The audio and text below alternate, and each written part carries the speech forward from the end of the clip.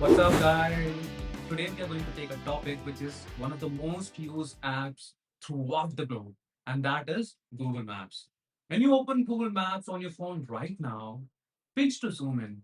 The map loads instantly.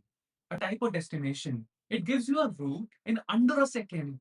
Start driving. It reroutes around traffic in real time. Now ask yourself, how does this actually work? You have 1 billion active users, you have 20 petabytes of map data. You have millions of drivers sending GPS signals every second. You have routing across billions of road segments. And you need all of it to feel instant. Today, we are going to design Google Maps from scratch. Not the dumbed down interview version, the real version. We'll talk about the tile pyramid and CDN strategy. We'll go deep onto the routing algorithms, contraction hierarchies, A star, the whole thing.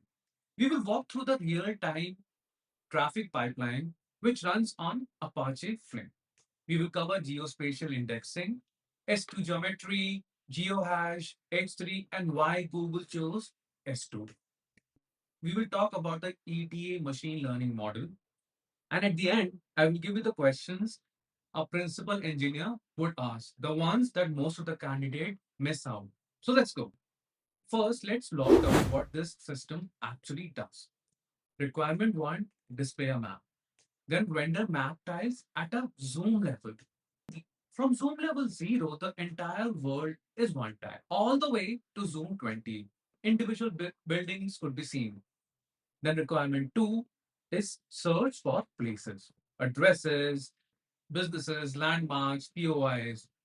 Then we'll talk about the requirement 3 to get the directions, calculate a route between 2 points, support driving, walking, cycling, and public transit. Then we'll talk about the requirement 4, that is real-time navigation, turn by turn, voice instruction, live routing. Then for requirement 5, we can talk about real-time traffic. We can show congestion, show incidents, show road closures. In the sixth requirement, we'll talk about the ETA calculation, not just distance divided by speed, ML-powered ETA. The seventh one could be street view, 360-degree street level imagery. The eighth could be offline back. And this is very important because most of the places, if internet is not available, we should be able to navigate without internet. Now, that is the functional surface. Let me tell you what we are not building today. We are not building the satellite imagery processing pipeline. We are not building the full map edition system. We are not building transit routing. Those are each a separate video. Today we'll discuss about the tiles, routing, real-time traffic, and navigation. Let's be explicit about the non-functional requirements. These are what separate a good design from a great one. The availability should be 99.99% uptime. That is roughly around 52 minutes of downtime per year. Map is critical infrastructure. People navigate with it. Ambulances use it. The latency, map tile should load within 200 milliseconds. The route calculation should be within 500 milliseconds. Navigation rerouting happens in under 2 seconds. Then scalability, 1 billion users globally. Geographic coverage, every road on the planet. Bandwidth efficiency, it should include mobile users on 4G connection as well. We cannot afford to send megabytes per request in this case. Then data accuracy is very important. Routes must be correct and up to date. Write this down. You will reference them when making very important design decisions. Now let's do the math. 300 billion daily active users. Each user makes 50 tile requests per session. 3 sessions per day. Then 300 million times 50 times 3 equals 45 billion tiles requests per day. Divided by 86,400 seconds in a day, that is around 20,000 tiles requests per second.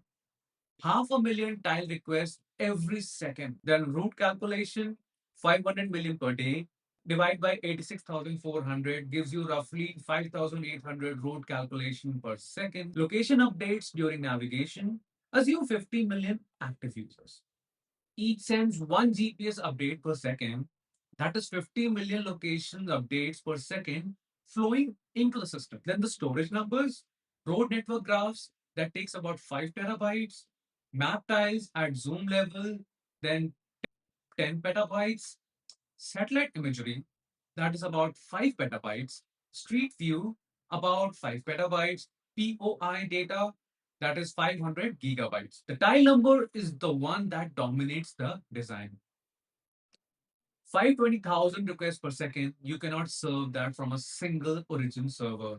That immediately tells you CDN is not optional. CDN is the architecture. Okay, let me walk you through the high level design. The user's phone is in the center. On the left side, we have the map display path. So the tile requests go to the CDN first. Always. The CDN is the first line of defense. It absorbs 90 to 95% of tile requests. On a CDN mesh, the request falls to the tile service. The tile service checks if it hits, it returns a tile in under a millisecond. If it misses, it goes to the object storage. Think S3 or GCS, where we pre-rendered tiles live. If the tile has not been pre-rendered, which only happens at a deep zoom levels, the tile render generation happens to the vector data. On the right side, we have the routing and navigation part. Route requests go through the load balancer to the routing service. The routing service loads the road graph from our custom in-memory graph DB. It queries the traffic service from real traffic insights. It runs the routing algorithm. It calls the ML-based ETA predictor, and it returns top three route option with the ETAs. During active navigations, the user sends GPS update to the location service. The location service syncs with those updates. First is it feeds them to the traffic servers to contribute to the real-time traffic. Second is it notifies the navigation service, which checks if the user is still on the route. If not, it calls the routing service to recalculate. The traffic service is where raw GPS signals become traffic data. It sits behind a Kafka queue and a Flink streaming processor. We will go very deep on this in the component section. The search service handles geocoding and places the search. It uses Elasticsearch for the text search and S2 cells for the geospatial proximity. Okay, guys, let's go deep onto the tile system here. This is often the part where candidates get wrong. First, understand the tile addressing scheme. The entire world at zoom level 0 is one tile. Zoom level 1 is 4. 5 is 1025 tiles. Zoom level 10 is 1 million tiles. And zoom level 15 then increases to 1 billion tiles. Zoom level 20 is the 1 trillion tile. Each tile has a URL slash tiles slash z slash x slash y dot PNG. This is the format of the tile we will use. Z is the zoom level. X and Y are the grid coordinates. This is the Slippy map convention. It is universal. Now you cannot pre-render 1 trillion tiles. That is literally impossible. So the strategy is pre-render zoom level zeros through 14. These are the most popular one. They cover continent level through city level view. Then you render zoom level 15 to 20 on demand. These are specific enough that do not request it very often. Here is more important decision. The raster tiles versus the vector tiles. Raster tiles are PNG files pre-rendered on the server, ready to display immediately. Whereas the vector tiles contain the raw geographic data, the lines, polygons, labels. The client renders them locally. Now, what does that mean? Vector tiles are 10 times smaller than the raster tiles. Vector tiles support rotation, 3D buildings, custom styling. Vector tiles are what Google Maps on mobile uses. Raster tiles are what slower devices or simple web embeds use. The tile flow diagram shows the full cache chain. The CDN edge is the first cache. Cache time to live is hours to days for static files. Redis is the second cache. For recent requested tiles, sub-millisecond rates. S3 or GCS is the source of truth for the pre-rendered tiles.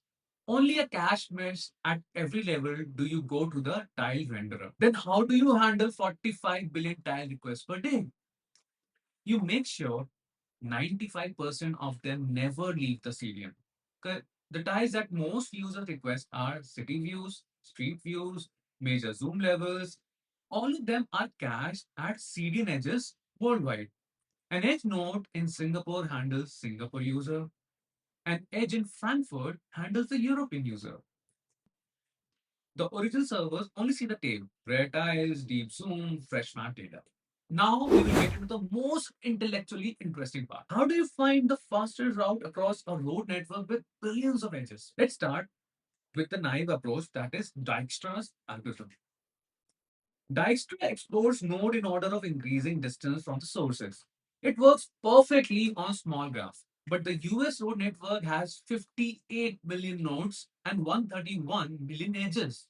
Running Dijkstra's on that, even with A star, takes time. Google Map needs to answer in milliseconds. So, how do they actually do this? Two words: contraction hierarchies. Let me explain this simply. Imagine you have a car driving from Mumbai to Delhi.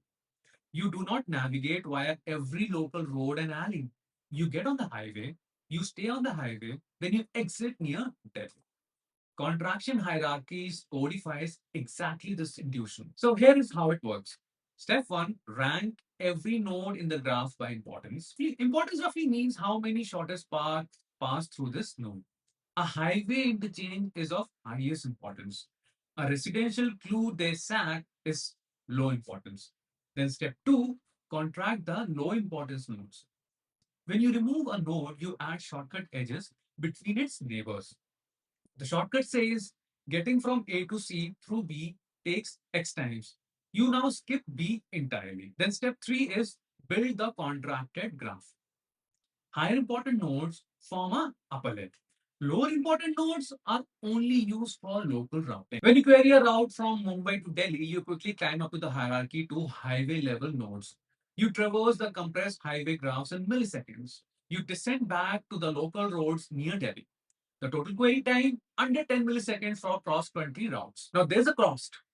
Pre-processing the graph take hours, but you only do it when the road network changes. The trade-off is worth it. Hours of pre-processing for millisecond level queries. Now let's add real-time traffic. The contracted graphs give you the backbone structure, but edge weights are not static. They change with traffic.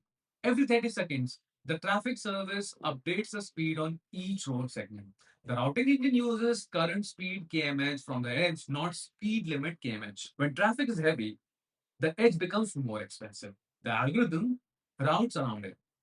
Now, here is a principal engineer level question. What happens when contraction hierarchy pre-processing assumes certain edge weights, but traffic makes those weights change dramatically? The answer is you maintain two graphs. The contracted graph for structure that is updated periodically, not continuously. The live edge wave for traffic, updated every 30 seconds. At the query time, you combine both of them. The route flow diagram shows the full pipeline. User sends origin and destination. The routing service checks the route cache first, a hash of origin, then destination, and then time window. If it's a cache hit, you return immediately. If it's a cache miss, load the graph partition for that region, get the traffic weights, run the algorithm, call the ETA predictor, cache the results for 5 minutes. Return the top three routes. Okay, so let me spend some time on geospatial indexing. This comes up in every maps interview. Three options are there. One is S2 geometry, then Geohash, and the third one is H3. Understanding the trade-offs separate the average candidates from the strong ones. Geohash is the simplest. You encode the latitude and longitude as a base 32 strings. Nearby location shares a common prefix like TTMT covers a region in San Francisco. Then TTMTM is a smaller sub-region inside it. The pros are it is simple, human readable, works with any database. But the cons are the cell shapes are rectangular. Cells have non-uniform sizes. Proximity searches near cell edge breaks down. 2 points close together can have completely different geohashes. Then we have H3 made by Uber. It uses hexagons instead of squares.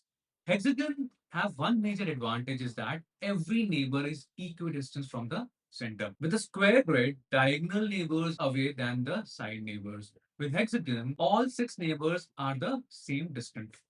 H3 is hierarchical. Resolution 0 is continental. Resolution 15 is centimeter scale. H3 is excellent for search pricing zones, driver matching, demand heat maps. S2, developed by Google, takes a completely different approach. It maps the Earth into a unit cube, then subdivides that cube recursively. The result is 30 levels of hierarchy. Level 0 cells covers the face of the cube, about 85 million square kilometers. Then level 30 cell covers less than a square centimeter. S2 cells are identified by a 64-bit integer. Fast integer comparison, then S2 handles spherical geometry correctly.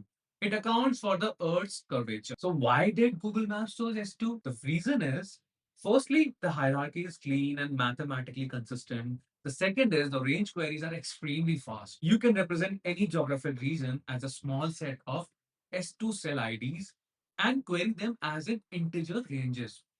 The third reason is it is what powers their internal indexing of tiles, POIs, and road segment lookup. So here is when to use which. Geohash, simple proximity search, you need human readable IDs. You cannot use external libraries. H3, matching, pricing zones, hexagonal area aggregation. This is Uber's choice. Then S2 is large scale geographic indexing. Tile addressing, spherical correctness matters. This is Google's choice. For a Google map design, answer S2 and explain why. Okay, guys, so we have reached the pass where most system design answers fall apart. People say collect GPS from users and show traffic. That sentence skips about 15 engineering decisions. Let me walk you through the actual pipeline now. The data sources are GPS signals from phones using Google Maps, road sensors on highways, incident reports from users, event data, concerts, sports game, construction schedules, historical traffic patterns. What does Tuesday 5 p.m. on this road normally look like? Here is step-by-step description. Step 1 is ingestion. GPS signal flows into Kafka as a high throughput event stream. Each event contains driver ID, latitude, heading, and timestamp. At 50 million updates per second, Kafka is the right choice. It decouples the producers from the processor and it provides durability and replay capabilities. It can be partitioned by geographical region. Then step 2 is stream processing with Apache Flink. Flink is the right tool here because it provides a true streaming processing with low latency, not micro batching like Spark streaming, true per event processing. It provides exactly one semantics, critical because you do not want to double count a location update and falsely do the aggregation. Now, what does Flink do with this GPS endpoints? First is map matching. A raw GPS coordinate is noisy. It could be 20 meters of the actual road. Flink uses hidden Markov model to snap the GPS point to the correct road segment. This is called map matching. It is how you go from fuzzy coordinate to a precise road segment ID. Then second is the speed calculation. Once you have the road segment IDs, you aggregate recent GPS speeds on each segment. In the rolling 5 minute window, we determine what is the median speed on segment 1, 2, 3, 4, 5, 6, 7 right now.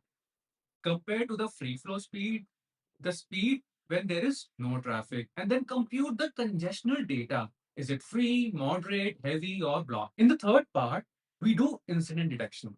Sudden drop in the speed across multiple nearby vehicles causes potential incident. Multiple users reporting from the same location, then it's a confirmed incident. These gets published to the incident. Then the third is predictive traffic.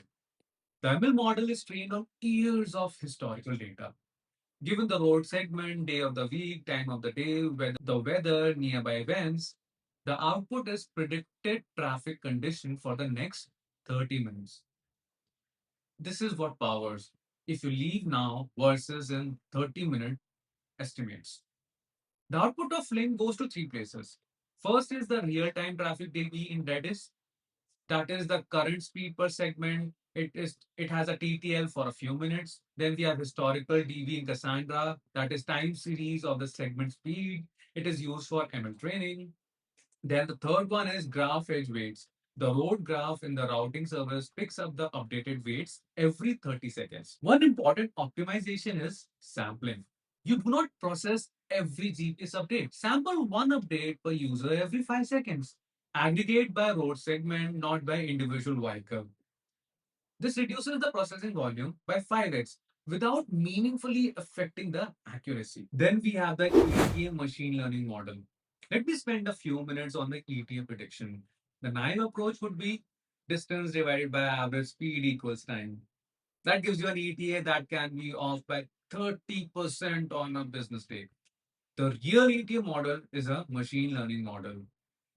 The features it uses are distance in kilometer, the obvious one. Then the road type composition. What fraction of the route is highway versus the city versus the residential? Time of the day and day of the week, the commute hours are categorically different. The current traffic on each segment along the route, historical traffic at this time on this day, then the weather condition, rain increases travel time by 10 to 20%. Nearby events, if there is a stadium match ending in 20 minutes, model that into the ETA. The model is trained on hundreds of millions of historical trips. It learns nonlinear patterns that simple formulas cannot capture. And critically, it outputs a confidence interval, not just a single number. It says arrive in 20 minutes plus or minus 5 minutes. The confidence interval matters for the user experience. When the confidence is high, show the specific time.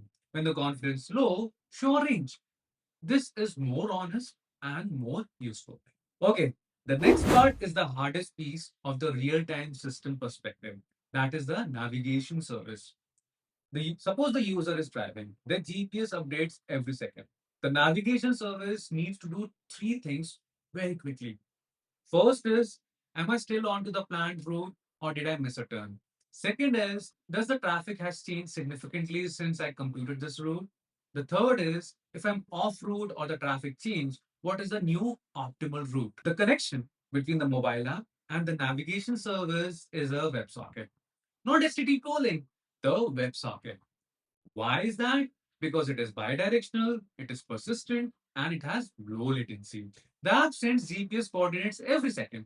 The server sends back the next instruction, ETA updates, and reroute suggestions. The client side route matching is an important optimization.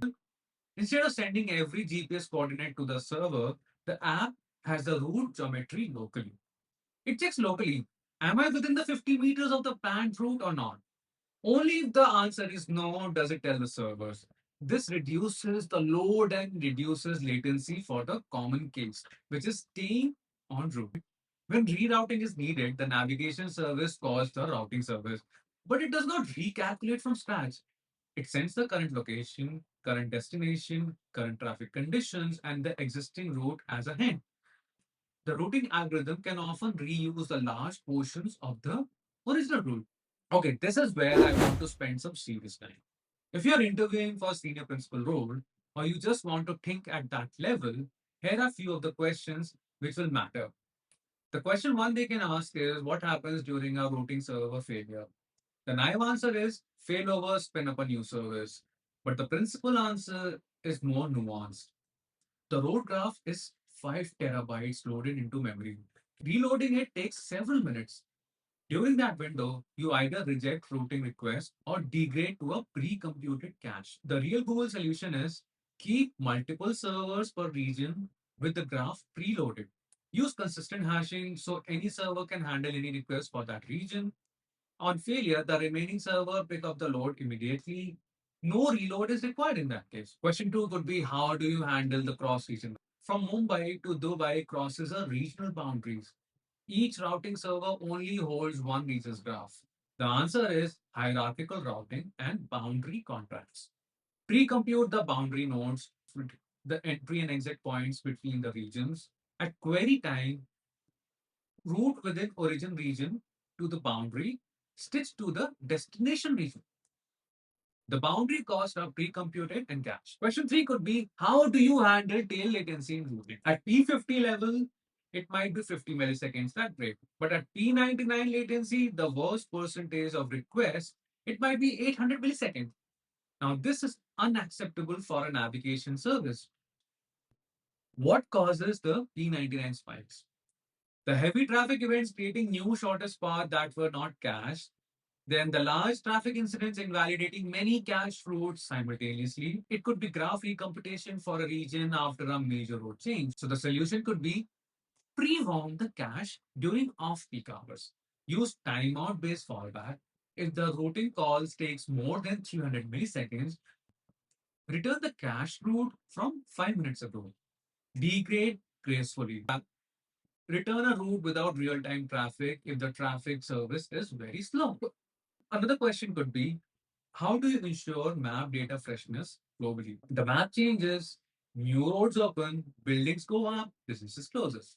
The data pipeline ingests changes from the satellite imagery, street views, vehicles, third-party data providers, and user edits.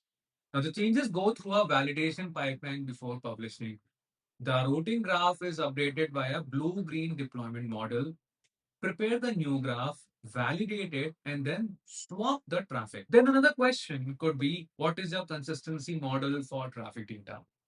Traffic data is eventually consistent, meaning it does not need to be transactionally consistent.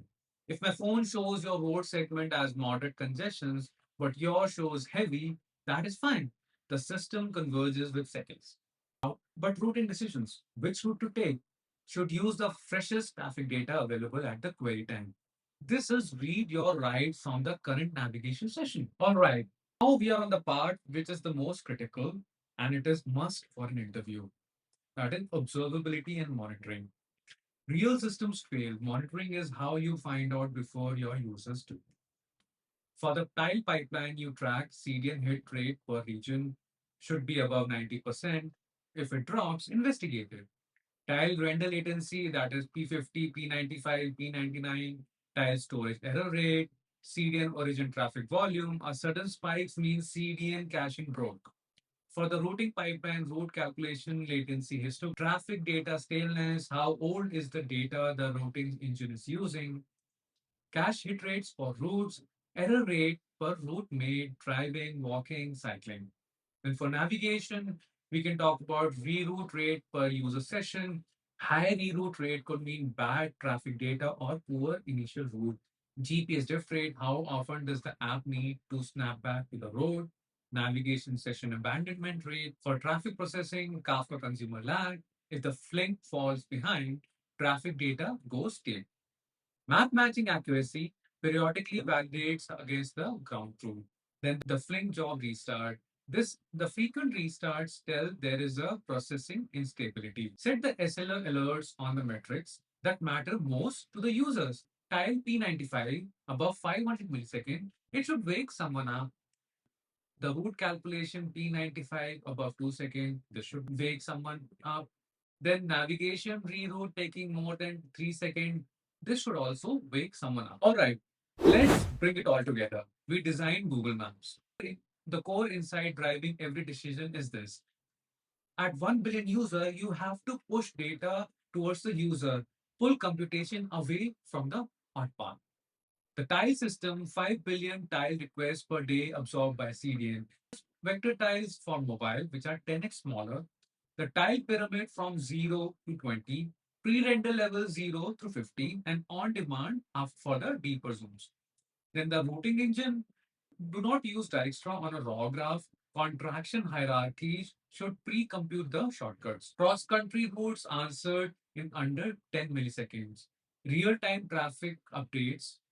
Then we discussed about real-time traffic weights, update the edge cost every 30 seconds. We discussed about ML-powered ETA with the confidence interval. We also discussed about the traffic pack, GPS signals from 50 million navigators per second, then Kafka for ingestions, Flink for stream processing. We discussed that map matching snaps noisy GPS to road segments.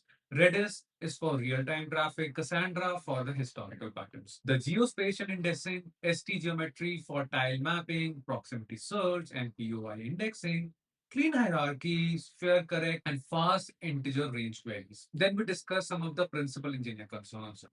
How do you handle routing server failure without a reload delay? Then we discuss how do you handle cross-region routing via pre-computed boundary cost. How do you control tail latency with graceful degradation? Then how do you keep the CDN tiles fresh without an over-invalidation?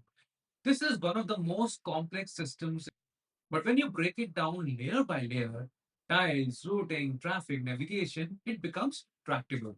The hard part is knowing why each design choice was made, what you trade off when you choose differently.